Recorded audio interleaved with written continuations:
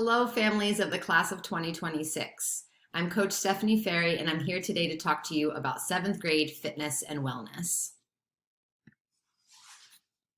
To start off, I'd like you to read this quote.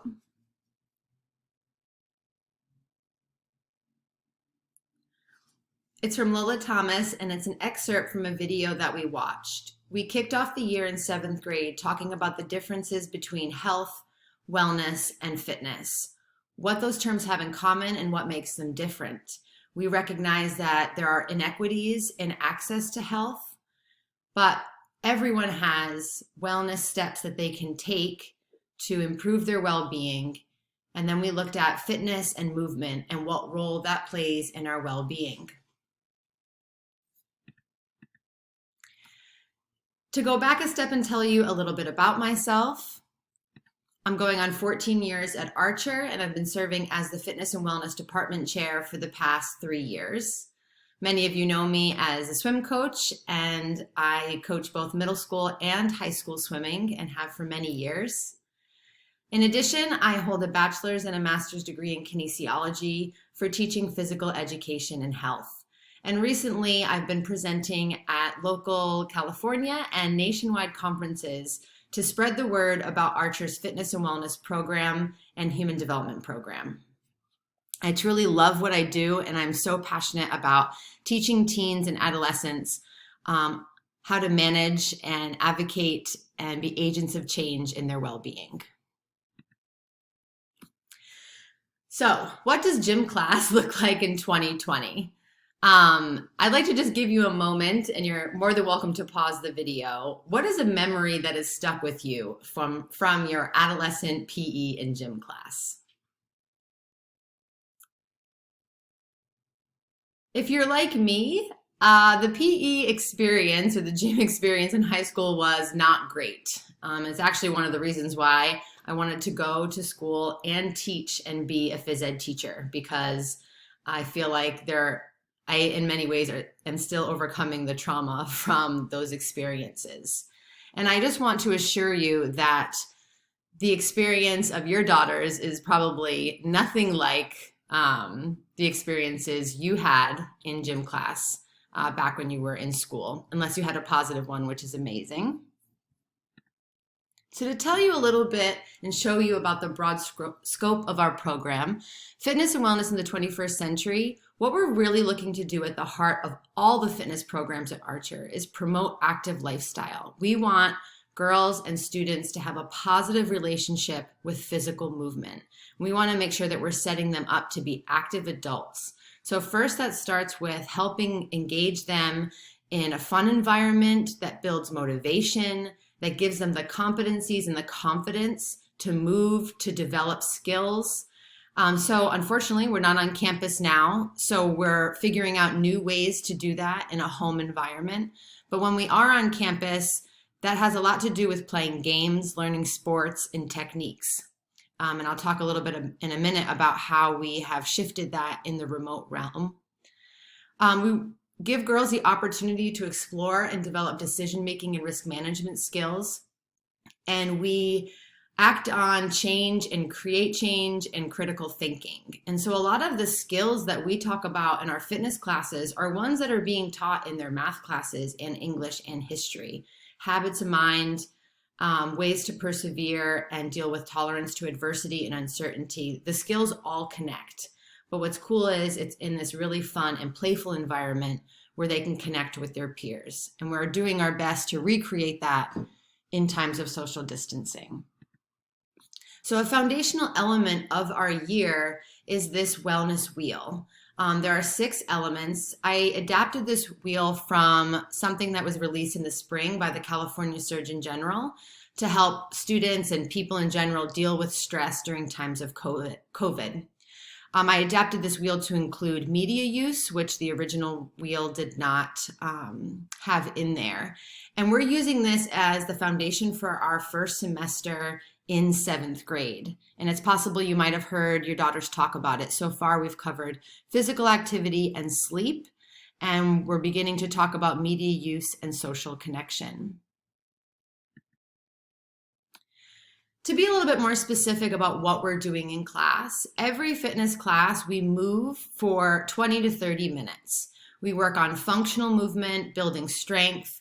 Girls and students have the chance to get their heart rates up, and we're going through movements, we're learning movements, and we're taking a break from the computer.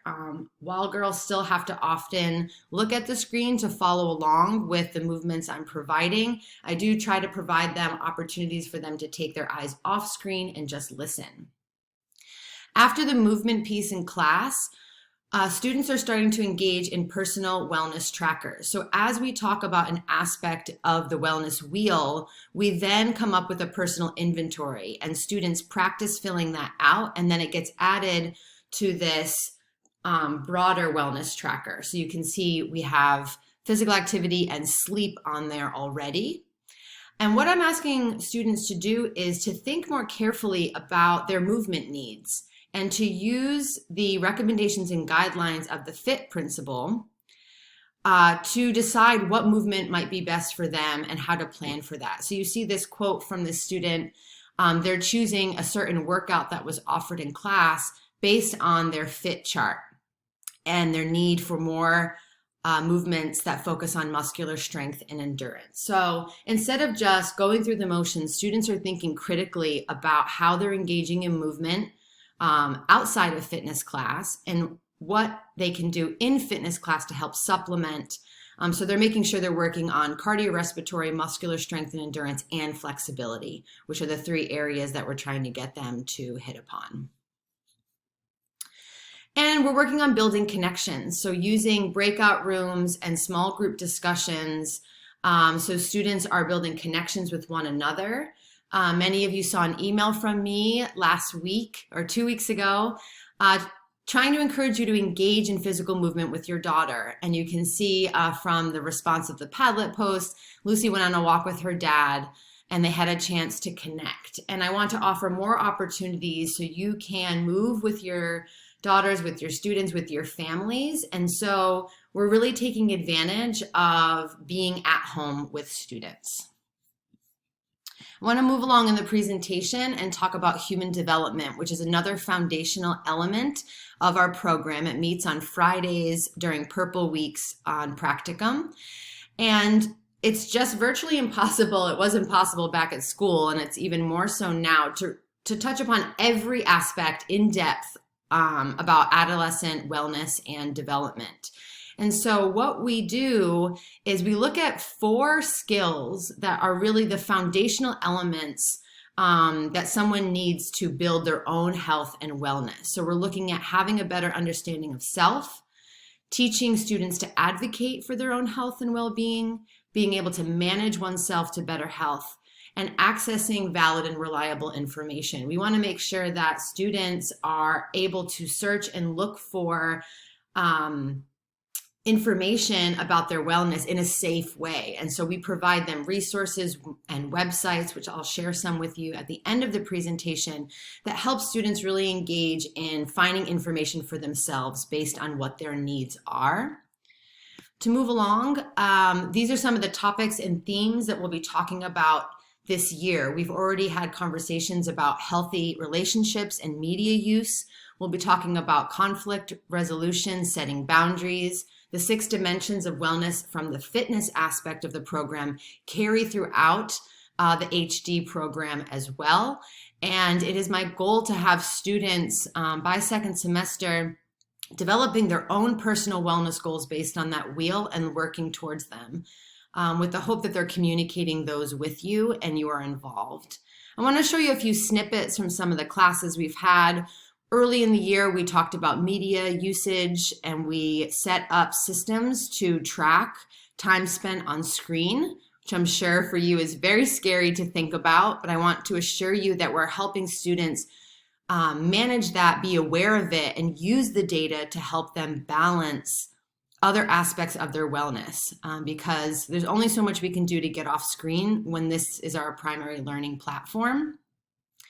This is a snippet from a recent 7th grade HD class where we talked about building a strong online community. We followed a digital character, Alyssa, through posting and responding to people's comments. And the students were so engaged in these sort of ethical problems and aspects of Alyssa's life. And through that, we were able to build practices about creating a strong online community and staying safe.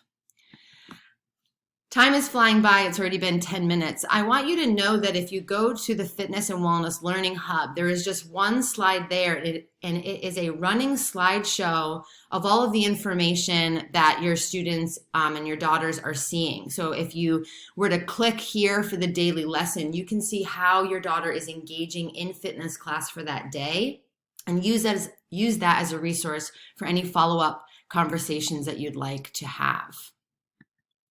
Last, I shared with you this slide. This is some of the current resources that I'm reading and accessing. Lisa D'Amour has an amazing new podcast that's available on many platforms, Spotify, Apple.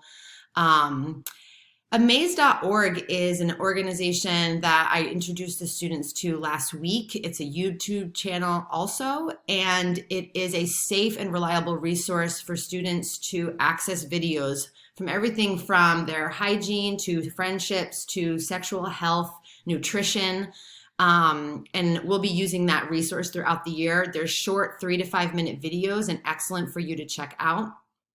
I sent an email talking about Common Sense Media and the Social Dilemma, which we will be talking about in HD this year.